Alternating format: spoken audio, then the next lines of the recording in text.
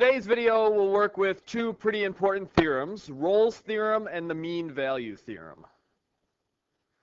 First off, Rolle's theorem. Now this is a definition that you'll want to have memorized. You'll see it come up many times. Say f is a function that meets three criteria. The first is it must be continuous on a closed interval, so meaning it is continuous including at the endpoints. It is differentiable on an open interval, so not including the endpoints. And f of a equals f of b. Well, f of a and f of b are y values, so what that's saying is the y values of your endpoints must be equal to one another. If those three things are true, we can then conclude that there's some c value in between a and b. So now when we say c, that's really an x value. So there's some x value in our open interval that the derivative at that x value should equal 0. So again, what this is saying is if the function is continuous on the closed interval, differentiable on the open interval, and the function has y values that are the same at the endpoints, then there's some number in between where the slope of the tangent line is 0, the derivative being 0.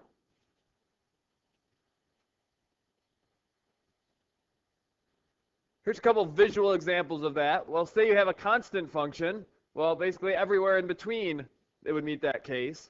There'd be infinite number of c values that would have horizontal tangent lines. In letter B, notice your y values of the endpoints are the same. And notice there is a horizontal tangent at some point c in between.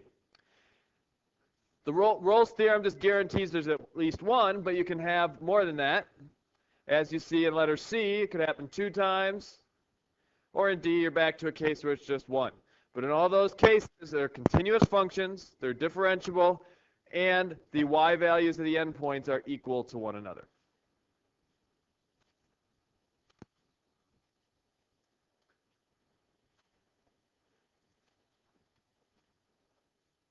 So let's say you've got some position function s. And we know that at 2 different times a and b that the position is equal. So what that's saying is the starting position of the object is the same as the finishing position of the object. Then Rolle's theorem states that at some instant, the derivative of that, which in this case would be the velocity, must be 0. One way you can think of that is if you throw a ball straight up in the air. Its starting and finishing position will end up the same, and at some point, when it hits its maximum height mainly, its velocity for an instant will be 0.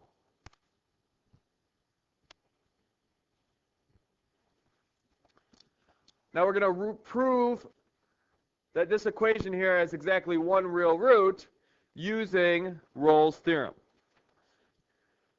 So first thing we need to do is we need to find an x value that will give us a positive root and an x value that will give us a negative root.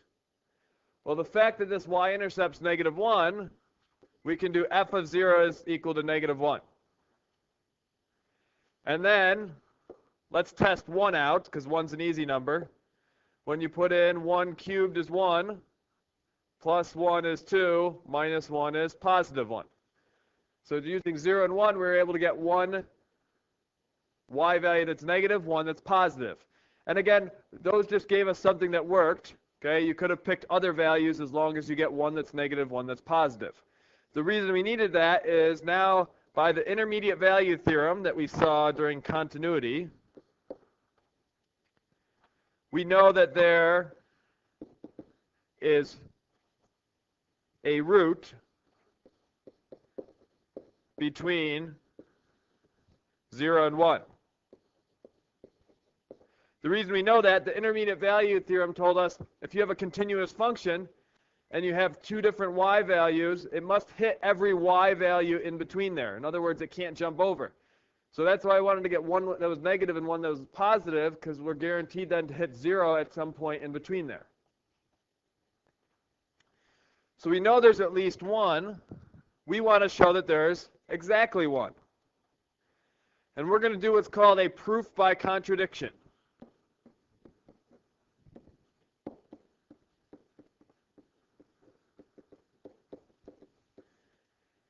In this method of proof, you assume something to be true and follow that argument along. At some point, you'll hopefully get a contradiction of your argument, which then means your assumption must have been false. We are going to assume there are two roots.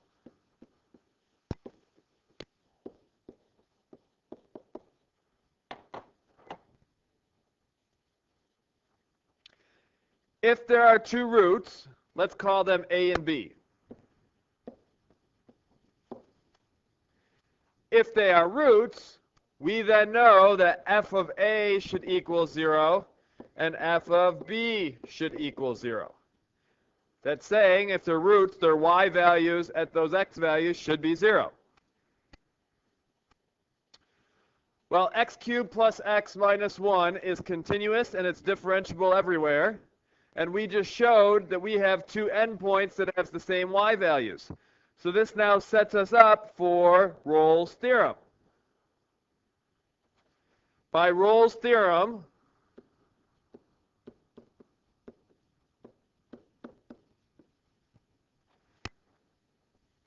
there must be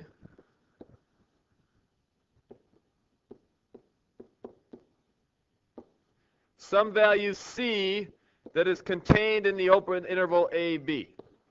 So that little symbol is just saying that C is contained in the open interval AB. So it's somewhere between A and B.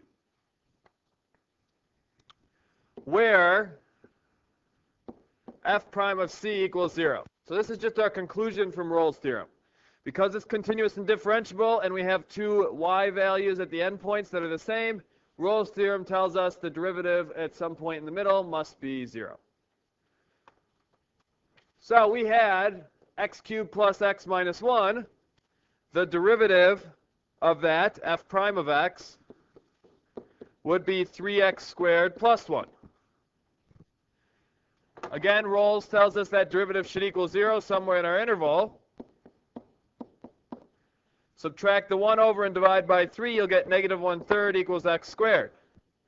Well, if you take the square root, that will be imaginary.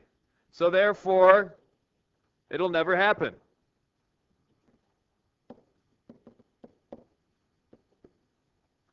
And this is our contradiction. We know by Rolle's theorem we have to get one. We just showed a contradiction. So therefore, our assumption must be false.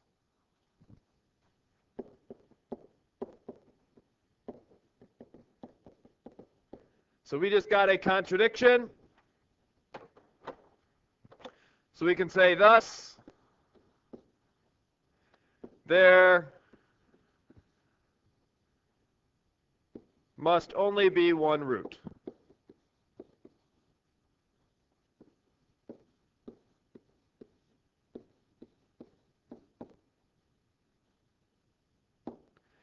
Okay, we had already shown by the intermediate value theorem that there's at least one. We just showed that there can't be two. Well, even if there was 3, 4, 5, 6, that 2 would be part of the 3, 4, 5, 6, whatever. So that shows that there's not 2 or more, meaning we must have exactly 1. Now, I would never expect you to be able to do a proof like this on your own. As you get in higher level math, you will use this type of proof rather frequently. Therefore, it's important that you start to become exposed to it in this course.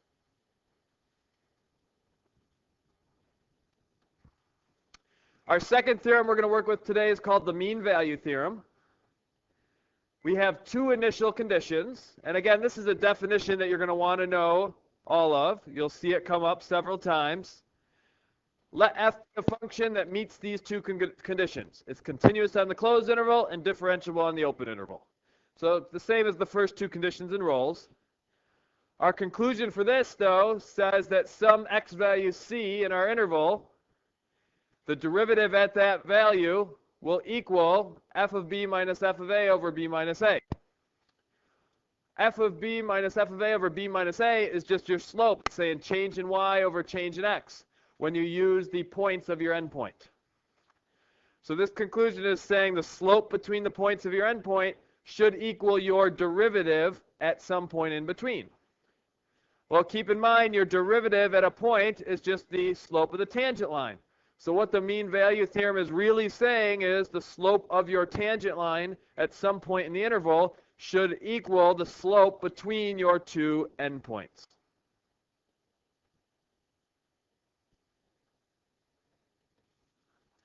And here's some visual examples of this. The one on the right, there's one point that has a tangent line slope that is parallel to the slope between the endpoints.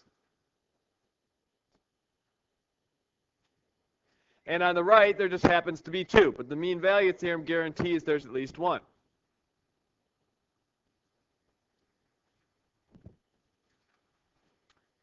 So let's look at an example of this. First off, our function is continuous. It's also differentiable. Our points we're working with are 0 and 2. So we need to find the y values that go with them. When we plug in 0 to our function, we get back 0. When we plug in 2, 2 cubed is 8, minus 2 is 6. So we'll get 2 comma 6. We need to find the slope between them. 6 minus 0 over 2 minus 0 tells us the slope is 3. That slope should be equal to the derivative at some point in between 0 and 2. So we'll take our derivative, which will be equal to 3x squared minus 1. We'll now set that equal to the slope we want it to be equal to, 3. So this is saying our derivative should be equal to the slope between our endpoints. We'll now try and solve for x. Adding the 1 over, we'll get 4. So we'll have 3x squared equals 4. Dividing by 3, we get x squared equals 4/3. And x will equal plus and minus square root of 4/3. So this is saying at these two x values, the tangent line will be parallel to the line connecting the two endpoints. But one thing you always have to watch out for is you have to check and make sure it is in your interval. We're going from 0 to positive 2. Negative square root of 4/3 is not in that interval. So our actual answer is just the positive one. And you could neaten up that radical if you wanted, but you don't have to. So again, with this, you'll sometimes get answers that will work out algebraically, but is not in the interval. The mean value theorem only guarantees that it's in that interval. You will have at least one point whose tangent line slope is the same as the slope between the endpoints.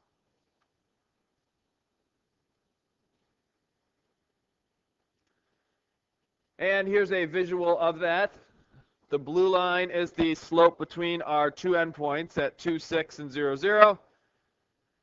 And the red line is the tangent line whose slope, you notice, is parallel at that point, square root of 4/3.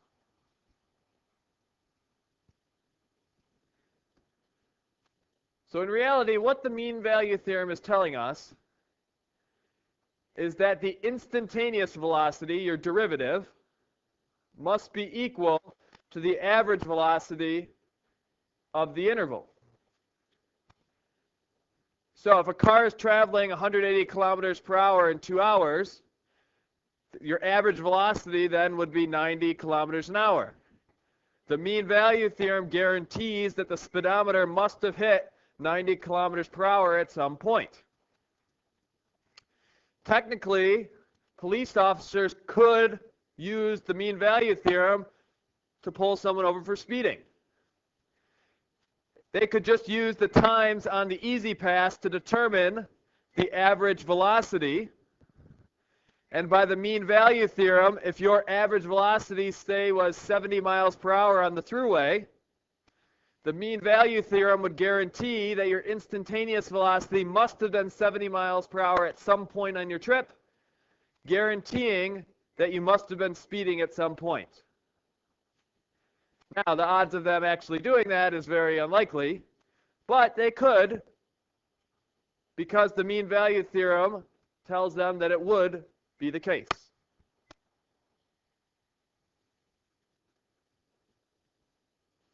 So again, what the mean value theorem is saying is your average rate of change, your average velocity, is the same as your instantaneous rate of change at some point on the interval.